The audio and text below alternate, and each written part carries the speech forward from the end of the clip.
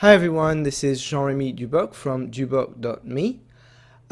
Today I'd like to show you a very interesting software called Selenium. It's a software that you can use to do operations on a website and record all the operations you do, and then Selenium replace them over and over again very fast, so you can test the interactions in the website you are building and testing. So it's basically testing the interactions that are happening on the website automatically. So let me show you how this works. There are several versions of Selenium. So if you go on seleniumhq.org/download, you've got all these versions. The versions we're going to try today is the Selenium IDE, which is actually a Firefox extension. So you need to have Firefox to make it work.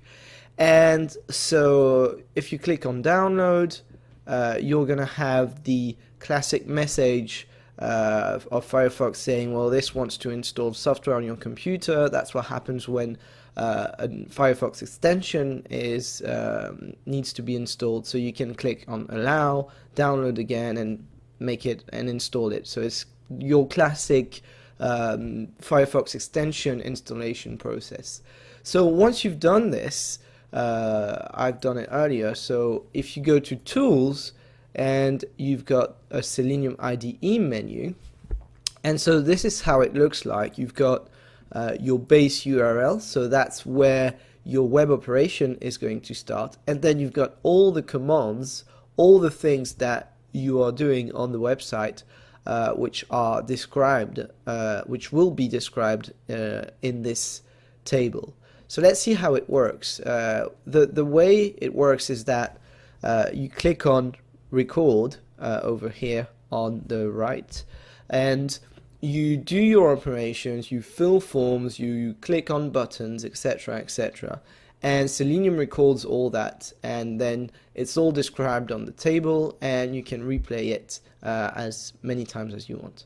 So the base URL, the web address I want to start from is google.co.uk. It can be google.com, it can be whatever address you need to test. And so I start from google.uk, here I am, and okay, let's start doing a few operations, record them in Selenium and see how it works. So I click on record, and I'm going to type the word e-learning, for instance, and I'm going to click on Google search, and I'm looking at the searches, and then I'm just going to click on a link that seems interesting, the e-learning center. So I found an interesting website, and these are my little interactions. And so I just click again on record, and you see my operations recorded on Selenium.